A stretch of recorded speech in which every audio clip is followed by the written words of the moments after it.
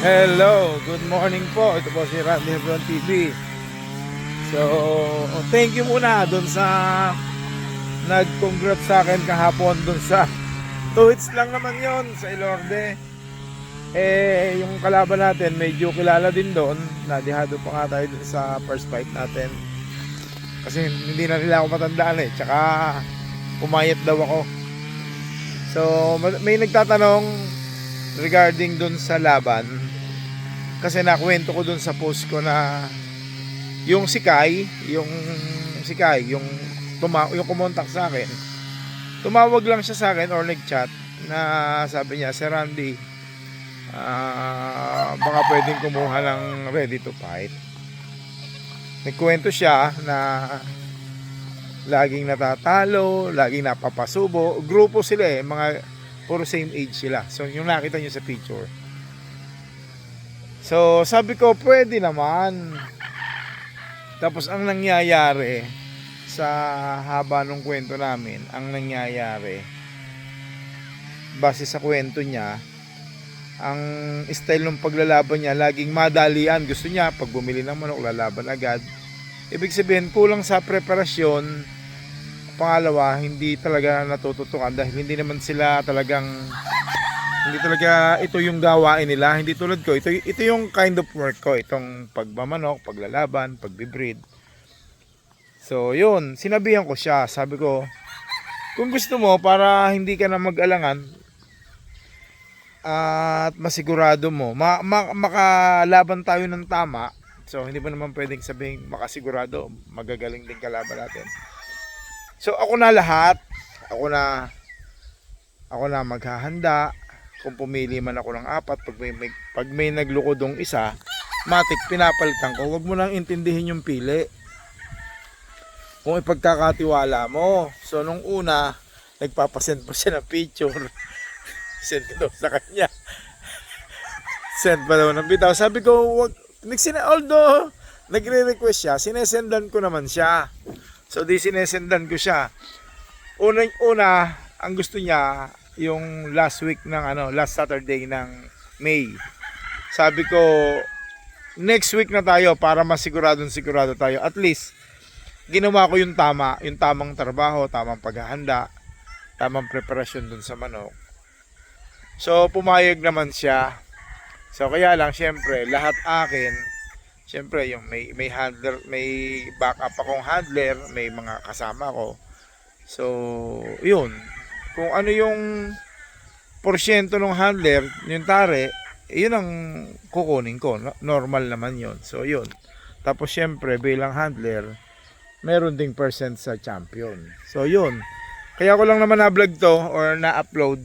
Gawa ng maraming nagtatanong po, maraming tumatawag, Sir Randy, paano po yung sistema? So ganun yung sistema kasi kaya sabi ko ipaubaya mo na sa akin. Minsan kasi yung manok nagluluko. Pero kung yun talaga gusto mo, sinabi ko na sa yung hindi pwede, wala akong magagawa. Kung yun ang gusto mong manok. Pero para sa akin, kung ano yung tama, yun ang ilalagay natin. Kasi kasama naman ako Kahit hindi naman ako kasama, maayos tayong kausap regarding sa paglaban. Yung loob ko, yung sarili ko, inilalagay ko dun sa buyer. Kasi, syempre, pumupusta. Kaya lang, nagkakaroon ng aberya. Pag hindi sana yung handler, lalo na timbangan, hindi sana yung nagpiprepare ng manok, kaya kayo nagkakaproblema. Pero sa akin, pag kinuha yung manok, sigurado maayos yan, lalo't ready to fight. May presyo, kung tamang presyo, yun talaga yung presyo ko. Kasi subok naman talaga yung kakayanan ko sa paghahanda ng manok at sa pagbibigay ng mga buyer. So yun lang. May nagtanong lang kaya ko na-upload. Nagtatanong paano sistema. So yun ang sistema. Babayaran yung manok, may per win, may handler, gapper, tapos yung percent sa premyo, yun lang. Siyempre yung gastos, yung gasolina, yung toll gate, yung pagkain, yun. Para ka nang nakaarkila lang isang team ng kompleto na. So normal naman yun. Kaysa maghula-hula ka, hahanap ka ng taga-ulot, magbabayad ka. hahanap ka ng gapper, magbabayad ka din. Pag nanalo lang naman. So, hahanap ka ng manok, papahanda mo sa talagang sanay o hindi sanay. So, nasa sa inyo yon. So, nakwento ko lang yung aking sistema. Kaya lang, hindi ko lahat kayo mapapagbigyan. Tinatanggap ko pag may free time ako. Kaya mas tama lang, mas maganda po kung tatawagin nyo ko. Mas malayo po yung event para mas mapaghandaan ko nang hindi ho tayo nalalagay sa alanganin. Unless na meron na tayong naka-ready. So ako naman kasi pag naghanda po ako ng manok, halimbawa ang kailangan ko po ay 6. Ang hinahanda ko minsan 10, 12, 15. Kasi nga sanay na yung mga buyer sa akin na ready to fight ang kinukuha. Minsan nga ganyan ang nangyayari, kasama yung buong grupo ko ng True Blood. Yun lang po. Ganun lang po. Ang number ko po ay 0936-910-7644. Pag ho talagang merong ready to fight, meron. Pero pag minsan pipilitin nyo ko, pag wala po, wala. Ayoko pong mapalagay sa alanganin lahat ho nung nagtitiwala sa akin. So tumagal na po ako dito sa gantong larangan ng hanap buhay ng 25 years.